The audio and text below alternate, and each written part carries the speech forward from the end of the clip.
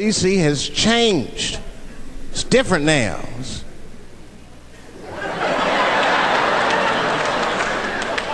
There's a lot of white people walking around, isn't there?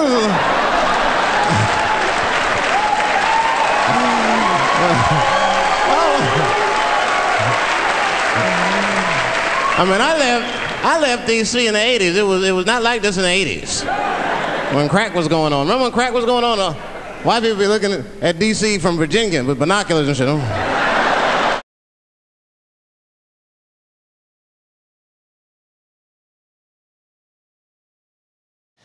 Gentrification's detractors will tell you that rising rents and increased property values force out locals and small businesses from affected neighborhoods. Proponents say the influx of new residents and businesses is worth celebrating. It means basically when a bunch of white people move to a fucked up neighborhood and then open up cupcake stores everywhere. Coming up on this episode of DC Cupcakes.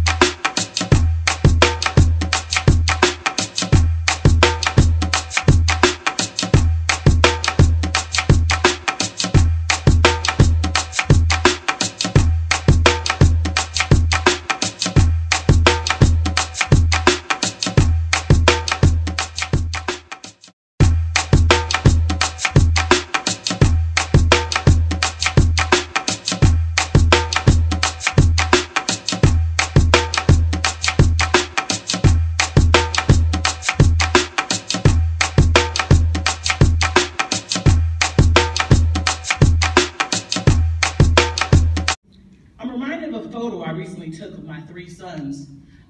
They just completed the playground at Berry Farm, and it's big and it's beautiful, and when the kids ride by, they're like, oh my God, look at this playground, it's awesome.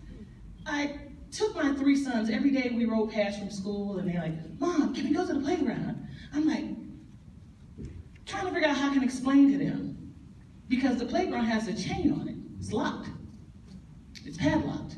And so the kids can't play in the playground.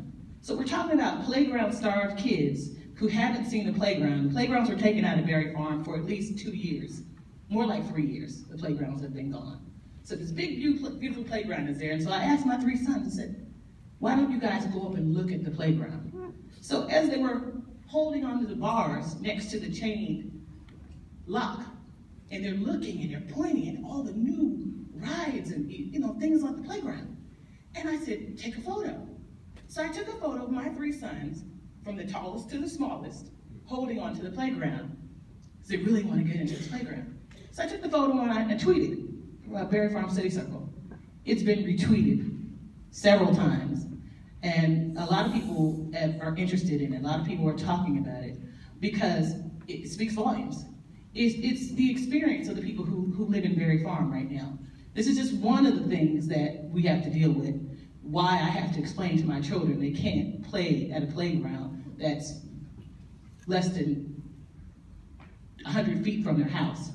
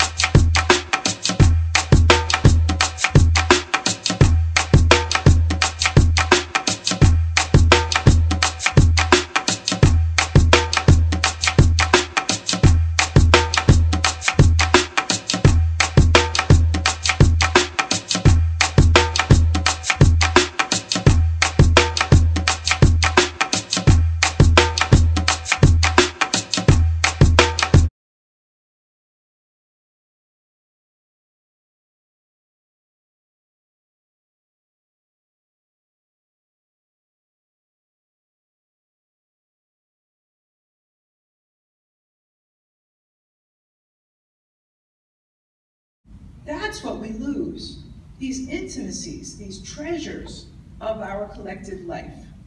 That's what David and many other people that I talked to taught me.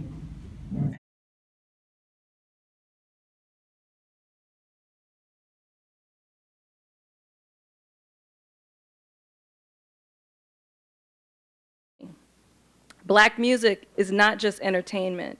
It is a conversation across time and space. The same ways of speaking appear and reappear throughout the African diaspora throughout time, geography, and context.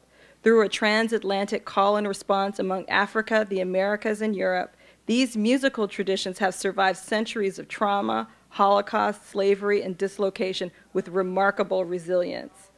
As old forms die out, new combinations of the same components appear in their place. The riffs, rhythms, and repetition common to music throughout the African diaspora translate into social structures, according to the music scholar Ingrid Monson. In chocolate cities, they also translate into political structures, and that is what gives us a common identity.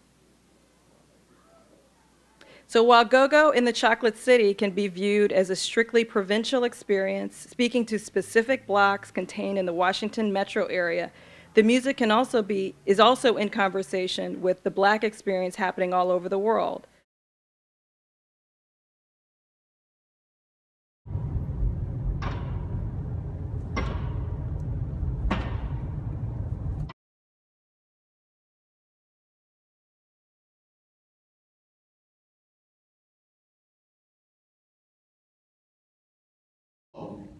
My first point is that when it comes to Washington, D.C., and we think about sustainable development, I'm here to bring hope. I'm not here to bring despair, because we do have some solutions. But these are hard-won solutions that most people in this capitalist society will not put money into our people to make them happen. So my first point is, if you want sustainable development, you need to have a resident-led movement.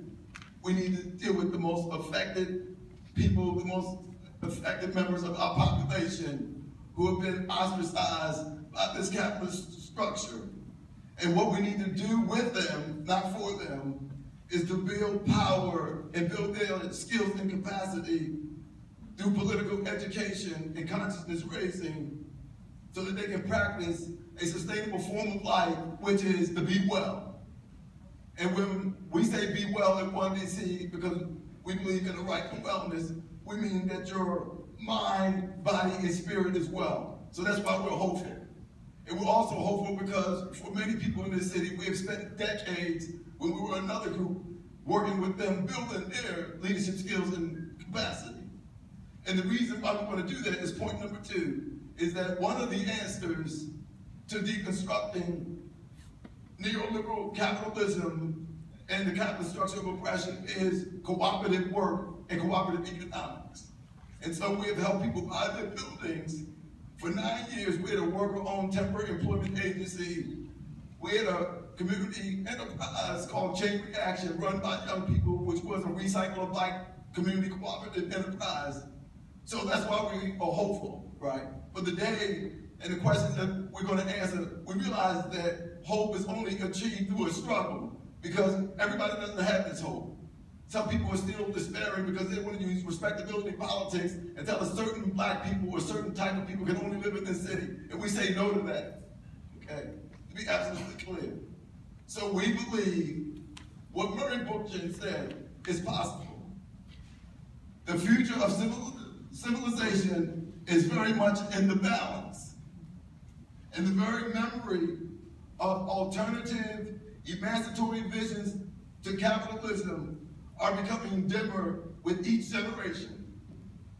We're taking this moment to get this generation to turn on the light so that we can create alternatives to capitalism, which is an oppressive and dehumanizing economy. So in closing, I want to say, what One DC is trying to do is build a human scale economy, an economy fit for human beings, not fit for capital.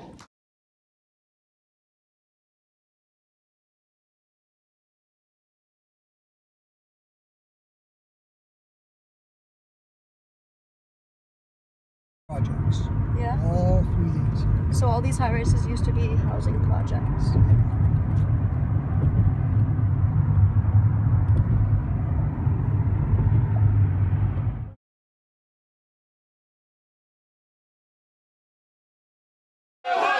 If you got housing, you must go, hey, hey, ho, ho.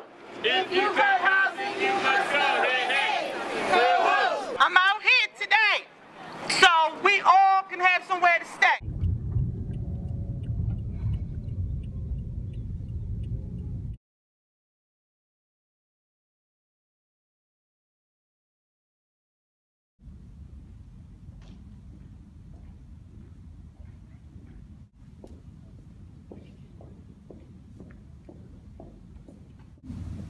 We say, oh, they're blighted. It's a cancer in the city. We'd better bulldoze it away. So this is Pittsburgh. This is the Lower Hill. Now, downtown, dense, active, exciting. It's making downtown great. They decide they're going to put in some highways. They're going to put in a civic arena, and they're going to make this a parking lot. And there's 3 separate systems of creating a barrier between downtown and the Hill District. So this is the demolition of the Lower Hill by Tina Harris, in Roanoke, and this is a photo of a bridge over to the Gainsborough neighborhood, which was an African-American neighborhood, which was declared for urban renewal but never cleared. It is as bad to be declared an urban renewal area as it is to have your neighborhood cleared, because then there's disinvestment and the whole thing falls apart. I think this photo, if we think about what we saw in the film that we just saw, this anxiety of having good jobs taken away and good housing taken away and good neighborhoods taken away hangs on people and weighs them down. And this is what all of us live with all the time in this current situation. So these are people in Roanoke. Development. One is understanding African American cooperative economics and that history, so that it can help point us to what's the future for that. And 2 is measuring the impact of cooperatives on their communities. Why do I care about those things? Because it turns out that cooperative economics, cooperative ownership is a solution to most of the problems we're talking about today, most of the problems we have, particularly if we keep it very grassroots focused and focus on the economic democracy. So I just wanted to list out why I say cooperatives are the solution, and also to remind you that not only do I do academic research, but I'm also a scholar activist. So I work with 1DC, I work with worker co-op organizations, because all of us need to figure out how to make sure we understand the mechanisms and what makes them strong, and then can do something about it. Cooperatives anchor the local economy. They provide economic stability because they're owned by members who have come together to solve an economic problem. And cooperatives are economic and social enterprises. You can ask me what they are for those of you who don't know them, but I think everybody's been throwing the word around, so at least you have some sense of what they are.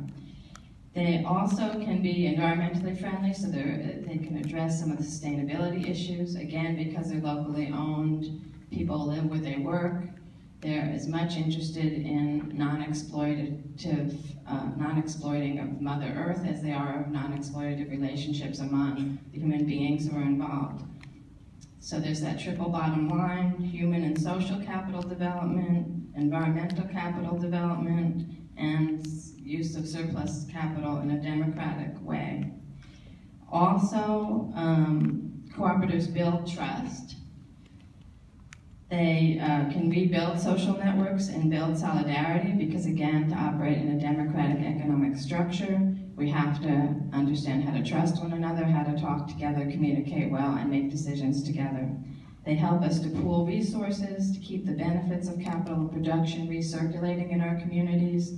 They promote education and training, create jobs, but not just jobs, but meaningful work, and then combine work with ownership. So you get both pieces. Cooperatives also provide assets.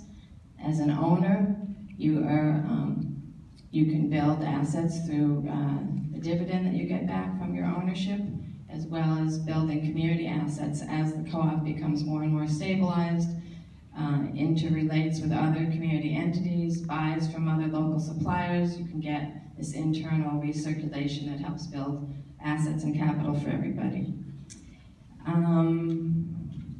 Leadership development and civic engagement as well. When we study co-ops, we learn how important those social capital pieces are. It's not just building that finance capital and locating capital in the community. Co-ops can provide reindustrialization in a way that's community-friendly and community-owned, as well as to do a variety of other kinds of consumer co-ops and housing co-ops, banking, credit unions. So as you see, we can build all that. I have a couple of examples of the ways that co-ops return capital to their members. U.S. dairy co-ops pay 14% equity to total membership patronage, which is much better long return rate on publicly traded than, the 14% equity that the dairy co-ops pay back to their members is much higher than the long-term rate of return on publicly traded equities. So you can see there how the co-ops can return more to their members. Credit unions provide better savings return and lower interest rates on loans. Worker co-ops have tended to give both dividends and living wages and benefits, often in areas that don't usually, like home health care and child care, things like that. And I'll end by saying for African Americans, we also see how cooperatives have helped to develop an economic base and strength from which to argue for, support, and demand other political and social rights. So that having that economic independence and a base reduces the amount of, reduces the ways that people who don't want you to promote yourself can stop you. I think it's powerful, and if other governing bodies say, yeah, no, that's the definition we agree on, then we can start to have a dialogue and help people lift out of some of their confusion, I think, about what, so the displacement without, or development without displacement, resisting gentrification in the Bay Area was a government-defined definition of gentrification, which I won't read, I haven't. But I think if you guys got behind it in other jurisdictions, you could say, look, this is us as government defining, so that the role of government could support those that want to see equitable development, but don't confuse it with the displacement of working class and disinvested communities of color as it has been defined. And so I just wanted to get you through. From beneath in public housing is to one, stop tearing it down because we need it, and two, to renovate it for us that live in it. These are sound buildings. We have people from the outside that come and say, oh, look how your places look, they need to come down, it's terrible, it's this and that. But there are sound buildings that can be renovated and greened and all those type of things that you can do with keeping us in place. So sustainable development, one, looks like a moratorium on the demolition. Two, to renovate and repair, just simple repairs. We can't even get our faucets fixed in public housing. All of this development going on and all of this that are in slum conditions that the housing authority refuses to fix. They blame the federal government. We don't have any money. They say it's the federal government's problem. Then DC has a ton of money that they can put into it. But what do they want to use the money for? To tear it down instead of to fix it up and to tear it down for other people. So to me, it looks like to develop it for the people that live in it. We have a lot of issues in public housing. I'm not going to even lie and sit here and sugarcoat it and say that we don't have issues. We do, but we're a family in public housing. We have addiction problems. We have fathers not in the home, mass incarceration. All of the systems that have been set up to hurt us exist in public housing. So what we're asking for is development from within. Meet people where they are. Wraparound services, holistic services, services that uplift us to. You want to end poverty? I'm not going to sit here and think that poverty can end 100%, but I think that it can be remedied in a way to actually deal with the system that you created to put us in this situation. situation in the first place. So, I appreciate what you said, sir, but I believe it's all a farce. Tommy Wells voted to demolish Berry Farms. Tommy Wells voted for new communities, which is to tear down public housing. So, I want to see something radically different that values the people, not just values the buildings.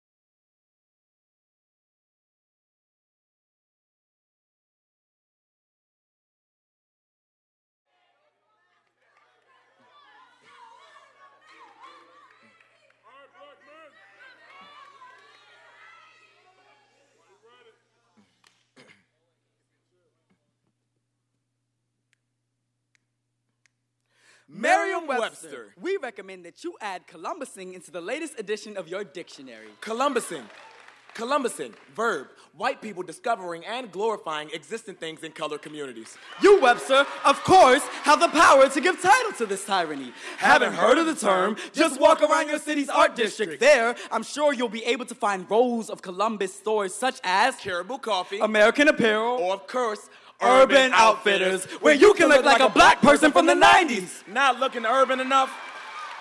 Not looking urban enough? Head to your nearest thrift store. Bumping some Macklemore. Grab all the used oversized sweaters you can hold. And while swiping your black card, don't forget to chant, "This is fucking awesome." You can Columbus just about anything. Take music, food, politics. Women empowerment. Invented by Lily Allen and Iggy Azalea. Mexican food. Invented by Chipotle. Rock and roll. Invented by Elvis. And declare it yours. Decorate it in dubstep and step all over the history. Even the most patriotic people will scream, "Con las terroristas!" But our Harlem shook far before your beat dropped. Our go-go derived from beating buckets and bottles. It was not a joke, not a laugh nor drunken jump. It was the sound of uncompromised culture. The noise of our city before being drowned out by cranes and construction work. It was movement, fluid, shake off the shackles, lend the limbs to the wind. Before 1492, when Christopher Columbus compassed this land and called it his own, people lived here. Before 2000, when metal beasts and business folk compassed our land of DC and called it their own, we lived here. They only accidented it upon discovery. Transformed our chocolate city into vanilla bean ice cream. Ran back to Europe. Ran back to the suburbs. Stepping on a culture screaming, "Look what I found." Columbusing must find its way to the tongues of your readers. American mouths colonized so casually. Borrow vernacular and vocabulary. Whitewash it with an accent. Blackface voice boxes call it street. Call it hip. Never history. Columbusing is the way you mock in your dumbed down ebonics. Sling our slang back in our faces. The validity of our vernacular dependent on your definition. Language goes deeper than the syllables they own. This language has been weaponed for the masters. And crosshairs for those who fail to learn punctuation. Like our volume ain't the only exclamation marks we need. Like we don't have to indent and restart passages every time we liberate. There is a difference between being a founder of something and finding what was already there. There's a difference between acknowledging our culture as a precedent and exploiting our lifestyles for dead presidents. Columbus, it looks like downtown. It looks like Capitol Hill. It looks like the shadows of the Nina Pinta and Santa Maria floating down the Delaware River. Look, injustice binded into the spine of a dictionary that has established us as inferior. Merriam-Webster, you must adopt Columbusing into your dictionary. Language goes deeper than the syllables they own. Land goes deeper than the flags forked into it. Our city, our culture cannot be rediscovered. You cannot find what was never lost.